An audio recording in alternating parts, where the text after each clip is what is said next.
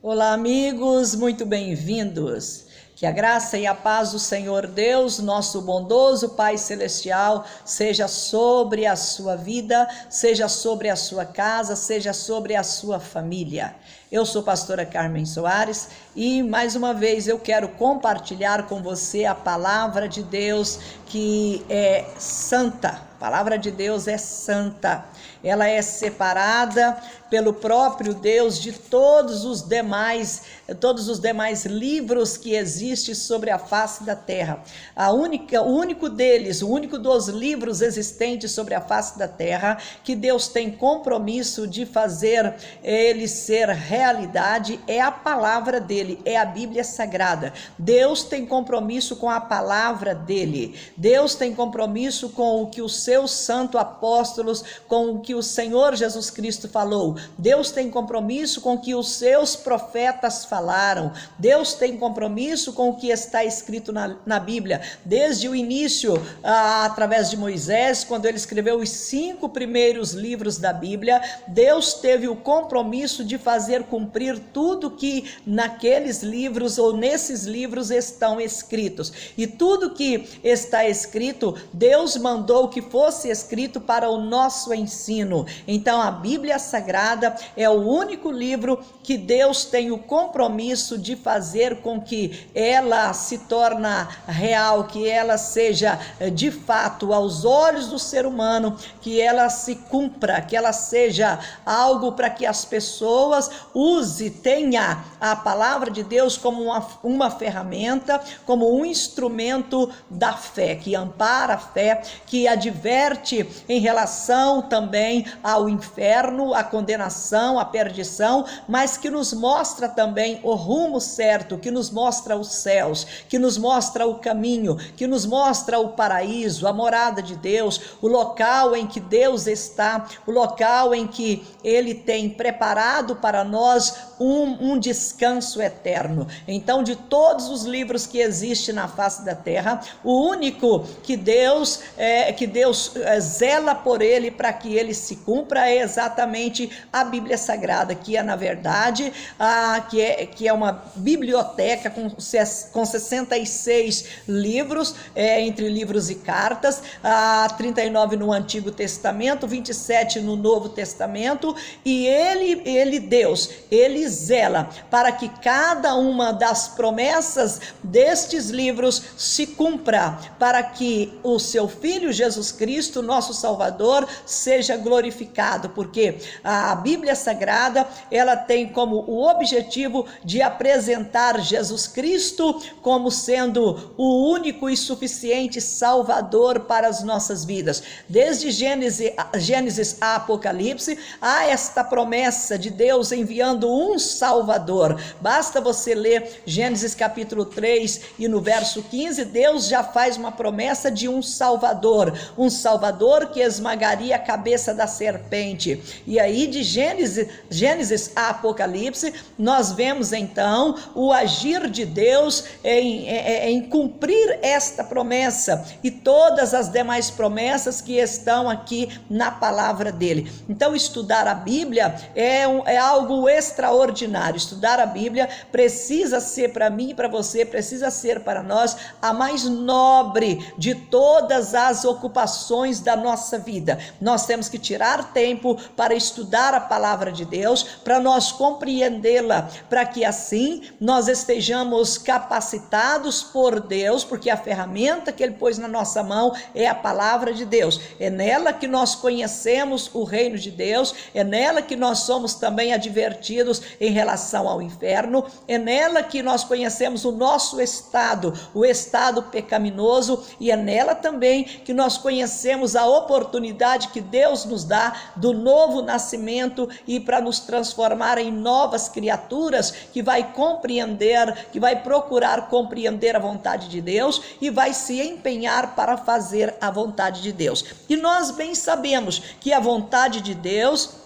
governa todas as coisas. Não tem como eu querer fazer as coisas darem certo na minha vida e eu me dar bem sem que eu tenha um compromisso com a vontade de Deus, porque a vontade de Deus, ela governa todas as coisas. E hoje eu quero falar para você algo muito importante relacionado com a vontade de Deus e também com a nossa fé. A fé e a vontade de Deus. A fé para glorificar ao Senhor Jesus Cristo, a fé para o nosso bem, a fé para que nós consigamos prevalecer diante dos desafios da nossa vida. A fé é uma ferramenta preparada por Deus para que nós alcancemos os objetivos que Ele próprio, Deus, preparou para que nós alcançássemos em nossas vidas, e com o alcance dos nossos objetivos, nós venhamos glorificar a Deus, venhamos glorificar o nosso Senhor Jesus Cristo e testificar que a palavra de Deus é verdadeira e que o Espírito Santo de fato está habitando em nós e nos orientando dia após dia qual é o caminho que nós temos que seguir. E eu quero ler com você hoje no Evangelho de Mateus, no capítulo 17, a partir do verso de número 14. Aqui nós vamos encontrar o relato da história daquele pai que levou o filho para que os discípulos do Senhor Jesus Cristo libertassem o seu filho. E nós vamos ver aqui que os discípulos do Senhor Jesus oraram pelo menino, pelo rapaz, para que ele fosse libertado, mas ele não fora libertado. E aí isto mostra para nós algo que é fundamental na nossa vida, é submetermos à vontade de Deus que governa todas as coisas. Então nós lemos em Mateus capítulo 17, a partir do verso de número 14, assim: quando chegaram para junto da multidão, aproximou-se dele um homem que se ajoelhou e disse: Senhor, compadece-te de meu filho, porque é lunático e sofre muito, pois muitas vezes cai no fogo e outras muitas na água. Apresentei-o a teus discípulos, mas eles não puderam curá-lo. Jesus exclamou: ó geração incrédula e perversa, até quando estarei convosco? Até quando vos sofrerei? Trazei-me aqui o menino. E Jesus repreendeu o demônio, e este saiu do menino, e desde aquela hora ficou o menino curado. Então os discípulos, aproximando-se de Jesus, perguntaram em particular: por que motivo não pudemos nós expulsá-lo? E ele lhes respondeu: por causa da pequenez da vossa fé. Pois em verdade vos digo que se tiverdes fé como um grão de mostarda, direis a este monte: passa daqui para acolá, e ele passará. Nada vos será impossível. Mas esta casta não se expele senão por meio de oração e jejum. Então tá, nós temos aqui um problema de um pai com o seu filho endemoniado, com o seu filho lunático, que significa, que também representa epilético. Então, um menino que sofria de epilepsia. E é claro que uma situação como esta incomoda ao pai, incomoda todos os membros da família. E aquele homem, ouvindo falar do poder de Jesus Cristo, que ele estava ali realizando obras, é claro que ele quis aproveitar a oportunidade. O seu primeiro contato não foi diretamente com o Senhor Jesus, mas seu primeiro contato fora com os discípulos do nosso Senhor Jesus. E ele rogou aos discípulos, ele trouxe o menino, o adolescente, o rapaz, até os discípulos, para que os discípulos orassem por ele.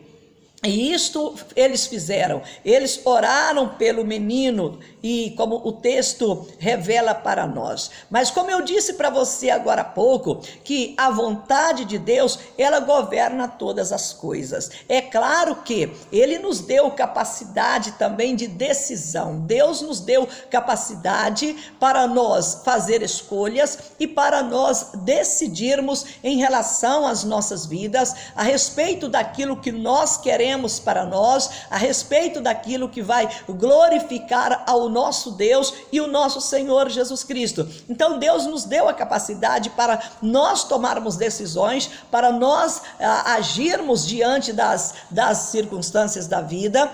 E é claro que as decisões de um homem de Deus, de uma mulher de Deus, de uma pessoa que conhece a Deus, elas devem ser tomadas de conformidade com a vontade de Deus. Eu não posso tomar nenhuma decisão que não seja a vontade de Deus para a minha vida. Mas aqui nós podemos compreender que a vontade de Deus era que este menino ou esse jovem, ele fosse libertado. Mas por que ele não foi libertado na primeira vez? Jesus respondeu aos discípulos. Quando os discípulos, eu acredito que eles tenham ficado inconformados com aquela situação, sendo eles discípulos do Senhor Jesus Cristo, conhecedor do poder do Senhor Jesus Cristo. Aquele homem pega aquele menino endemoniado, lunático, epilético, e leva-o para que os seus discípulos o expulsa o demônio que está na vida daquele menino. E os discípulos oram pelo menino, os discípulos fazem o que eles podem fazer, mas não houve libertação. O menino continuou endemoniado, continuou lunático ou epilético, causando desconforto para o pai e também para os discípulos que havia vivido aquela situação. Chega agora o homem diante do Senhor Jesus e expõe esse problema. Ele é assim, ele é lunático, veja isso aí para você ver. E quando chegaram para junto da multidão, se você parar e ler o contexto também, você vai ver que a multidão, ela estava ali não para glorificar o Senhor Jesus, não para glorificar a Deus, porque na verdade a multidão que estava ali, ela estava o quê? Estavam fazendo o quê? Eles estavam discorrendo, ou seja, discutindo em relação à lei, em relação a Jesus Cristo, em relação à vontade de Deus, e principalmente o foco deles era a lei de Moisés. O foco daquela multidão que estava ali era a lei de Moisés. Eles não estavam focados em seguir a Jesus Cristo, em ouvir a voz de Jesus Cristo, eles não estavam focados em obedecer a Jesus Cristo. Ali haviam reunido pessoas que estavam preocupados em fazer com que Jesus Cristo fosse o quê? Envergonhado. Na verdade era isso, eram os inimigos do Senhor Jesus que estavam naquele lugar, e os inimigos do Senhor Jesus Cristo, eles sempre tinham no seu coração o objetivo de envergonhar o Senhor Jesus e dizer que ele não era o Messias nada, que ele não era o Cristo nada, que ele era apenas um impostor que estava aproveitando daquela situação, o povo fragilizado, o povo sofrido, o povo escravizado pelo Império Romano. Já era o quê? Olha, já tinha tido vários impérios até o Império Romano. Já tinha tido o Império Babilônico, já havia tido também dominando sobre ele, sobre o povo, já havia tido o Império Grego, o Império Medo-Persas. Agora estava tendo ali o Império Romano que dominava sobre eles, né? E de certa maneira, os inimigos do Senhor Jesus Cristo, os que eram da lei de Moisés, eles procuravam negociar com os representantes do império para que eles se desse bem na vida. Então, do jeito que as coisas estavam indo, para os inimigos de Jesus Cristo estava bom. Por quê? Eles estavam negociando os seus interesses interesses com os representantes do Império Romano, e assim a vida estava indo, não do jeito, não do jeito agradável, mas da melhor maneira possível, digamos assim, que eles pudessem conquistar para eles e para todo o povo de Israel. Então eles sempre tinham o objetivo de quê? De contradizer Jesus, de atacar Jesus Cristo. Agora chega no meio da multidão este homem, trazendo este menino que já havia sido levado para os seus discípulos orarem por ele, pelo pai e pelo menino, orar por eles, mas o foco era a libertação do menino. Os discípulos do Senhor Jesus Cristo, que já havia visto os milagres feitos por Jesus, e já haviam também ouvido Jesus Cristo dizer para eles: vós sois a luz do mundo, vós sois o sal da terra. Não se pode esconder uma cidade que fora edificada sobre o monte. Não se pode acender uma luz e colocá-la debaixo de uma caixa, mas pelo contrário, a cidade que fora edificada sobre a montanha, sobre o monte, é com o objetivo dela ser vista por todos. A luz que fora acesa e colocada no velador, digamos assim, lá na luminária, foi colocada lá no teto, exatamente para ser vista e também para clarear e dissipar as trevas. Então, no caso do menino, tinha trevas, demônios estavam agindo na vida desse menino, transformando-o num escravo da doença, da enfermidade e daqueles ataques epiléticos, como o texto narra para nós. E os discípulos não conseguiram libertar aquele menino. Isso aí Satanás já aproveitou para poder fazer o que mesmo? Um escárnio, para fazer um espetáculo com esta situação. E exatamente quando estava aquela multidão reunida ali, o homem traz aquele rapaz, aquele menino, naquelas condições, e chega diante do Senhor Jesus e fala para ele, Senhor, olha o que ele fala para Jesus Cristo: Senhor, compadece-te de meu filho. Primeiro ele ajoelha, ele aproxima-se do Senhor Jesus, e ele ajoelha diante dele, e ele disse: Senhor, compadece-te de meu filho, porque é lunático, sofre muito, pois muitas vezes cai no fogo e outras vezes na água. Ou seja, Satanás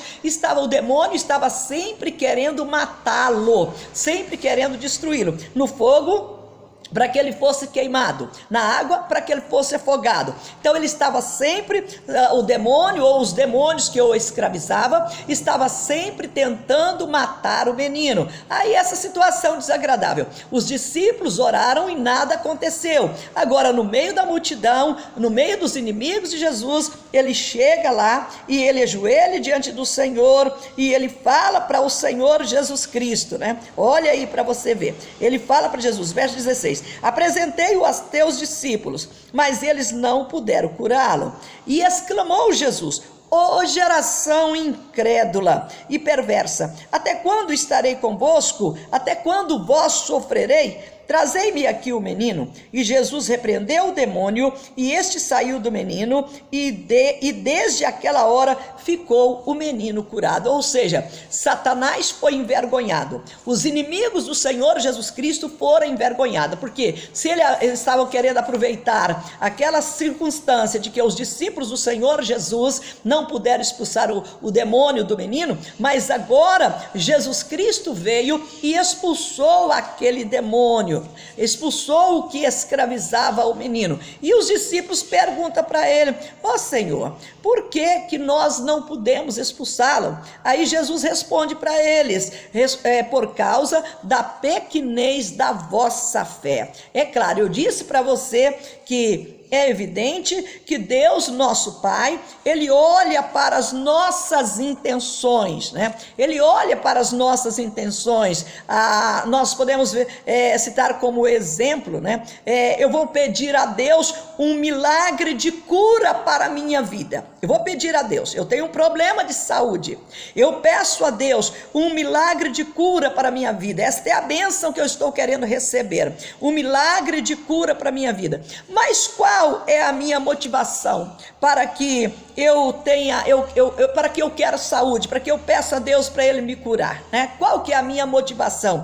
É claro que a vontade de Deus, ela permanece sobre todas as coisas, mas se Deus me deu capacidade para que eu também escolha o que eu quero, então o que é que Deus vai fazer? Primeira coisa, Ele vai analisar aquilo que está no meu coração. Eu estou querendo ser curada, eu estou querendo a bênção de Deus para a minha vida, mas Ele é que vai analisar o meu coração. O próprio Jesus deixou bem claro que tem doenças que é para a morte, mas já tem doenças que é para a glória de Deus. Então, uma doença, qual que é a motivação que eu vou pedir a Deus para Ele me curar desta doença? Se aquela doença foi determinada para a morte, então o que eu tenho que pedir a Deus é que Deus me garanta nos céus que Ele tenha compaixão de mim, que Ele perdoe os meus pecados, que Ele cure a minha alma dos traumas, do ódio, que Ele liberte a minha alma em nome do Senhor Jesus Cristo, e já que eu vou morrer, que Ele me garanta então a minha eternidade com Ele no paraíso. E se a vontade de Deus é que eu morra, eu vou morrer mesmo. Se não é a vontade de Deus que eu morra, Ele vai me curar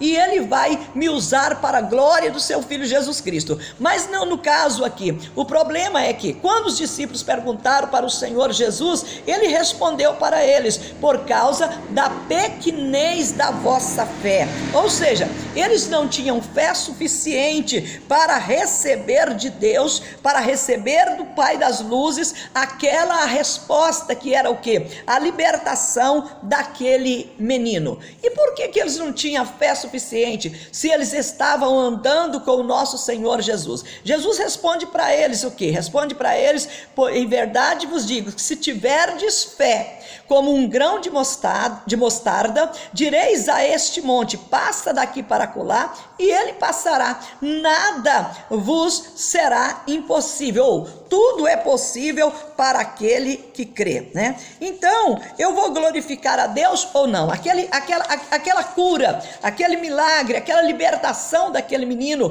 no momento que os discípulos oraram para ele, iria glorificar a Deus? Com certeza iria, mas o problema estava em que os discípulos não tinham fé suficiente para acreditar que a sua oração diante de Deus estava sendo respondida, estaria sendo respondida, e o menino ficaria liberto daquele mal. Então o que faltou neles? Jesus explica, deixa bem claro, a pequenez da fé deles. Então o problema era a pequenez da sua fé. A fé, ele chama a eles que a fé deles precisava ser do tamanho, se ele tivesse fé do tamanho de um grão de mostarda.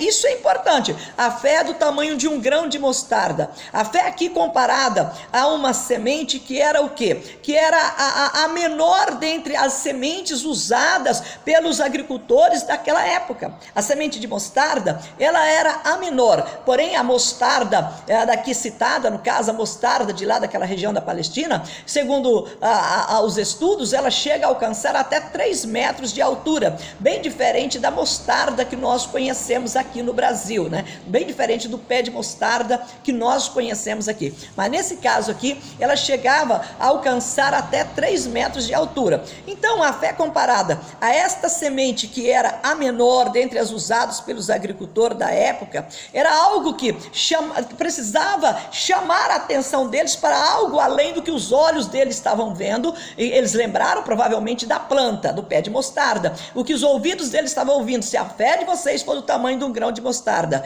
O que nós podemos compreender? Porém, o que é uma semente pode fazer? O que a semente de mostarda podia fazer? O que uma semente de mostarda pode fazer, né? Ela pode se transformar o quê? Em uma árvore, do tamanho daquela que Jesus Cristo havia apresentado para eles, a mostarda daquele local. Ela podia se transformar numa árvore, a semente era menor, mas quando ela germinava e crescia, ela se transformava na maior hortaliça, e ela chegava a alcançar até 3 metros de altura, a ponto das aves dos céus vir aninhar debaixo da sua sombra. Ou seja, ela tinha uma representatividade, ela era útil, ela tinha condição para trazer benefícios, não apenas da sua folha, mas a semente também, e e ainda produzia a sombra para as aves do céu. Então Jesus estava querendo fazer aqueles discípulos pensar um pouquinho e imaginar que se eles tivessem uma fé maior, nada seria impossível para eles, né? Então, uma árvore, no caso aqui, o pé de mostarda, da qual se produziria o quê? Várias outras árvores. Uma semente produziria um pé, e daquele pé produziria várias outras sementes, que por fim produziria vários pés de mostarda, ou árvores de mostardas, que poderia produzir ali uma grande plantação, uma grande plantação de mostarda. E isto representava o quê? Algo grande crescendo e se espalhando, produzindo algo que trazia, produzindo uma quantidade que trazia benefício, não apenas para a pessoa que plantava o pé de mostarda, mas para várias pessoas que iria se alimentar do pé de mostarda. Eles precisavam ampliar a visão em relação à fé. Eles precisavam compreender que a fé que eles tinham não podia ser algo apenas para eles resolver os seus probleminhas do cotidiano, para eles solucionar os seus problemas de falta de dinheiro, ou falta de saúde, ou problema familiar, como no caso aqui era um problema de saúde e um problema familiar, porque a família sofria com este menino nestas condições. Mas o que é interessante aqui, que nós podemos comparar também que a situação ao caso que o apóstolo Paulo ele cita na carta que ele escreve aos Coríntios. Ele escreve na sua carta aos Coríntios em relação à sua própria vida. Ele escreve na segunda carta aos Coríntios, no capítulo 12, ele escreve exatamente no 2 Coríntios capítulo 12, a partir do verso de número 7, ele escreve uma experiência própria dele, que tinha um problema provavelmente talvez fosse um problema de saúde. Ele não descreve qual que era um problema, mas era um problema que também tinha a presença de um demônio, o mensageiro de Satanás, que o esbofeteava sempre. Então também tinha a presença de um demônio. Mas por que então que Deus não curou o apóstolo Paulo? O próprio texto de 2 aos Coríntios capítulo 12, a partir do verso de número 7, nós encontramos o relato e o porquê que Deus não libertou a ele, porquê que Deus não o curou. Ele fala assim, no verso 7, Paulo dizendo: e para que não me ensoberbecesse com a grandeza das revelações, foi-me posto um espinho na carne, mensageiro de Satanás, para me esbofetear, a fim de que não me exalte. Por causa disto, 3 vezes eu pedi ao Senhor que o afastasse de mim. Verso de número 9. Então ele me disse: a minha graça te basta, porque o poder se aperfeiçoa na fraqueza. De boa vontade, pois, mais me gloriarei nas fraquezas, para que sobre mim repouse o poder de Cristo. Pelo que sinto prazer nas fraquezas, nas injúrias, nas necessidades, nas perseguições, nas angústias, por amor de Cristo. Porque quando sou fraco, então é que eu sou forte, né? Os discípulos do Senhor Jesus, eles foram tristes quando eles não puderam expulsar o demônio, e ainda o pai do menino chega e diz para Jesus na frente de todos: eu trouxe ele para os seus discípulos libertá-lo, e eles não puderam fazer isto. Então o que os discípulos podiam compreender? Podia compreender que Jesus já havia relatado para eles: o problema é que a fé é por causa da pequenez da vossa fé. Então o que eles podiam extrair disso, dessa situação, desse episódio? Meu Deus, então aumenta a nossa fé. Era isso que eles precisavam compreender. O que faltava neles era mais fé. Então eles precisavam o quê? Que Deus aumentasse a fé no coração deles. Por quê que eles precisavam que Deus aumentasse a fé no coração deles? Exatamente para que eles compreendessem qual que era a vontade de Deus para as suas vidas, né? Qual que era a vontade de Deus? Será? O que estava no coração do Pedro quando ele foi orar por aquele menino na primeira vez, quando o pai trouxe o menino? Sabe o que estava no coração dele? Talvez ele não tinha preocupado em pedir ao Senhor que aumentasse a sua fé. Talvez ele não tinha nem preocupado com a fé, né? O que é a fé? A fé é a certeza das coisas que nós esperamos, né? A fé é o quê? É a ferramenta que Deus nos dá para o nosso ingresso no reino de Deus. Então, sem fé é impossível agradar a Deus. Então, aqueles discípulos, eles precisavam de fé. Então qual que deveria ser a preocupação deles naquela hora? Ó Senhor, aumenta a nossa fé, né? Aumenta a nossa fé. Mas tinha outra questão também ali. O Senhor Jesus aproveitou aquela situação para dizer para eles: se vocês tiverem fé do tamanho de um grão de mostarda, nada será impossível para vocês. Então eles tinham que ver que a fé era a ferramenta de maior importância para as suas vidas. Também teve uma outra questão: estas castas de demônio não saem por intermédio de jejuns e orações, né? O jejum e oração. Então eles precisavam compreender também que precisava ter vida de jejum e vida de oração também, para que eles tivessem o quê? Convicção, para que a sua fé, a fé de cada um deles fosse o quê? Uma certeza de que Deus fará o que estariam pedindo a Ele, porque a fé é isso. A fé é a certeza de que Deus fará o que nós estamos esperando que seja feito. A fé é a certeza de que Deus fará o que nós estamos pedindo a Ele. A fé é a convicção dos fatos, é a certeza do que nós esperamos. No verso 6 da carta aos Hebreus, no capítulo 11, nós lemos que sem fé é impossível agradar a Deus. Então, por mais que fosse a vontade de Deus que aquele menino fosse liberto, que aquele homem fosse abençoado, que os discípulos fossem usados por Deus, mas eles não tinham fé, e sem fé é impossível agradar a Deus. Se você parar e analisar, você vai ver que muitos dos nossos problemas que não são solucionados, das dificuldades que nós enfrentamos que não são resolvidas, é exatamente porque a nossa fé é pequena, e sem fé é impossível agradar a Deus. Mas nós podemos compreender também que Jesus estava dando para nós aqui uma visão de que a nossa fé, ela precisava ser pelo menos o tamanho de um grão de mostarda. Ela precisava ter uma estatura, vamos dizer assim, uma medida, e o mínimo da medida deveria ser do tamanho do grão de mostarda, porque sem fé eu não vou agradar a Deus, tá? Sem fé nós não conseguimos agradar a Deus. Ou seja, a nossa fé, ela pode ser pequena, mas tem que ter fé.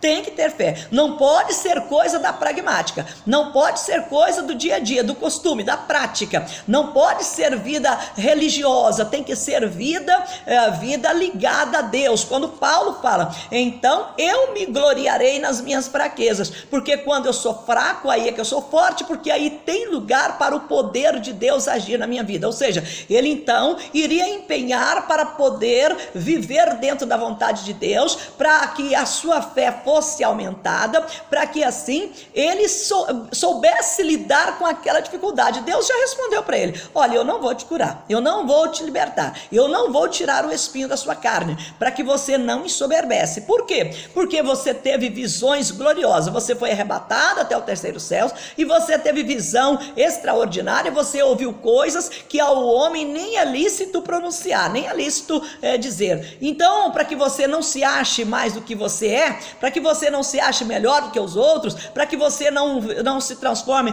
num adversário, num Satanás, porque o que aconteceu com Satanás, com Lúcifer? Aconteceu com ele que ele se ensoberbeceu, ele se tornou uma pessoa soberba. A soberba fez dele o adversário, Satanás, o inimigo de Deus. E o Paulo, se Deus não tivesse permitido que aquele espinho na carne dele permanecesse com ele, ele também poderia ter se perdido, ele também poderia ter se tornado um homem soberbo, e aí a vontade de Deus na vida dele teria sido o quê? Teria sido frustrada. Nós sabemos que plano de Deus não pode ser frustrado, que a vontade de Deus não pode ser frustrada. Então a vontade de Deus que governa todas as coisas, ela às vezes anda por esses caminhos. Deus permite tal coisas acontecer exatamente para que nós cheguemos no centro da vontade de Deus, para fazer fazer aquilo que Ele determinou que seja feito por nós. Então, nós precisamos lembrar exatamente disso, que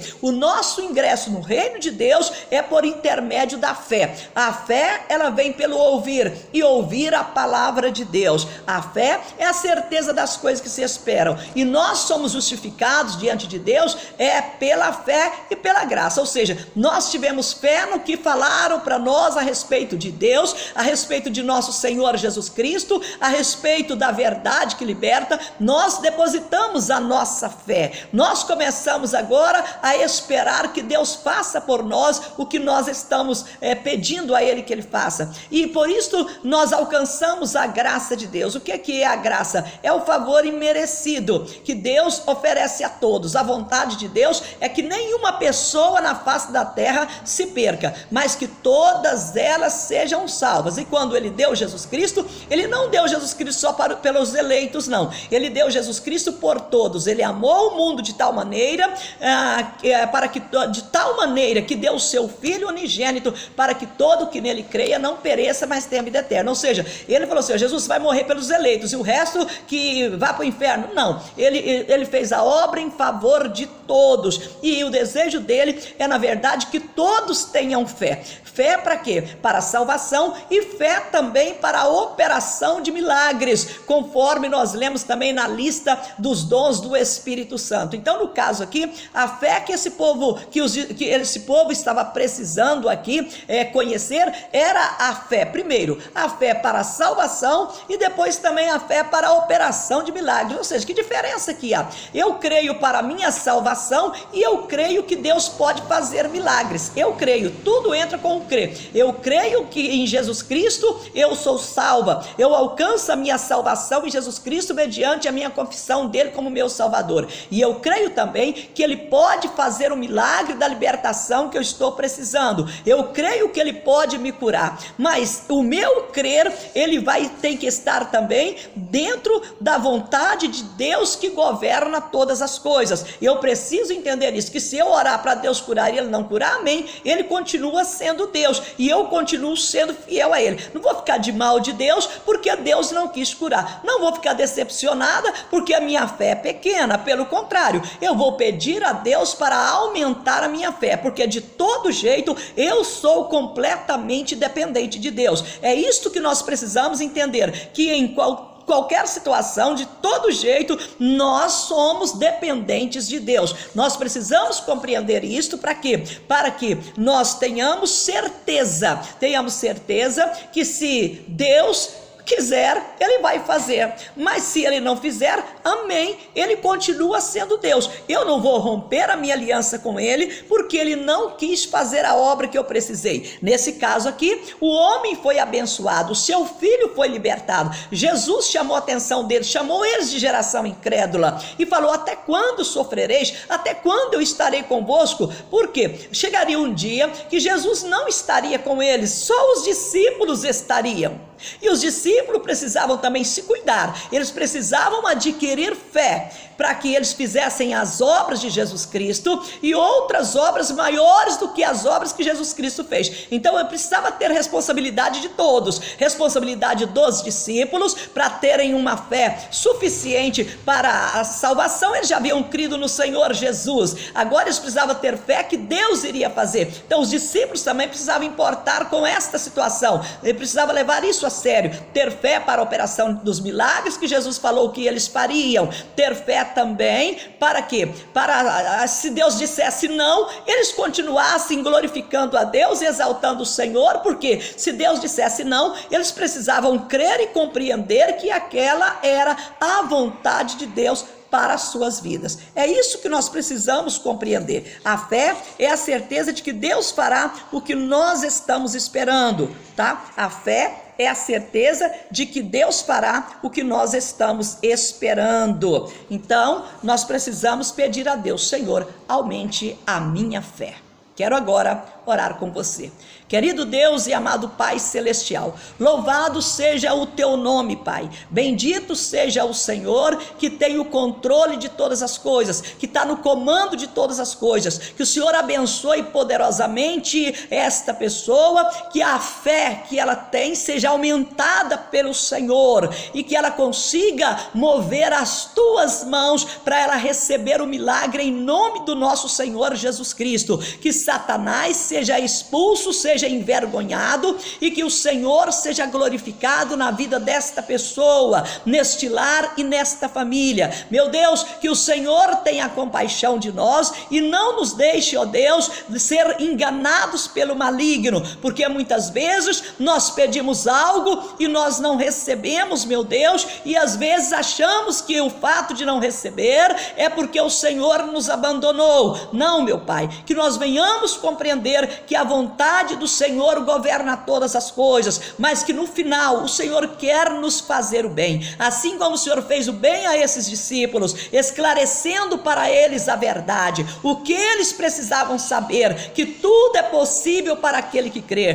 que eles precisavam ter uma fé do tamanho da semente de mostarda. Isto foi um aprendizado, foi um ensinamento do Senhor Jesus para eles. Que assim sejamos nós, estejamos prontos para aprender do Senhor, para buscar do Senhor, meu Deus, o aumentar da nossa fé, para a glória do teu Filho Jesus Cristo. Nós te pedimos isso, que o Senhor nos guarde de todo mal, de todo engano, que a boa palavra do Senhor esteja em nossos corações, para que nós saibamos esperar com paciência no Senhor. Nós pedimos isso para a tua glória, nós pedimos em nome do nosso Senhor Jesus, e nós te agradecemos com a certeza que o Senhor fará em nossas vidas o que o Senhor planejou, para a glória do teu nome, para a glória do teu Filho Jesus Cristo. Nós te pedimos isto, Deus, faça nas nossas vidas o que o Senhor planejou para nós. Nós te pedimos e te agradecemos em nome do Senhor Jesus. Amém. Muito bem. Deus abençoe a sua vida. Eu, pastora Carmen Soares, te agradeço. E se esse vídeo vai abençoar você, eu tenho certeza que vai. Se você for abençoado, eu tenho certeza que será abençoado. Então que você compartilhe com outras pessoas também, que você se inscreva no nosso canal, que você deixe lá o seu like também, e que assim juntos nós continuemos a abençoar, porque a nossa missão é abençoar. Quando nós abençoamos, nós somos abençoados também. Um grande abraço para você, fique na graça e na paz do Senhor. Deus te abençoe e até o nosso próximo encontro.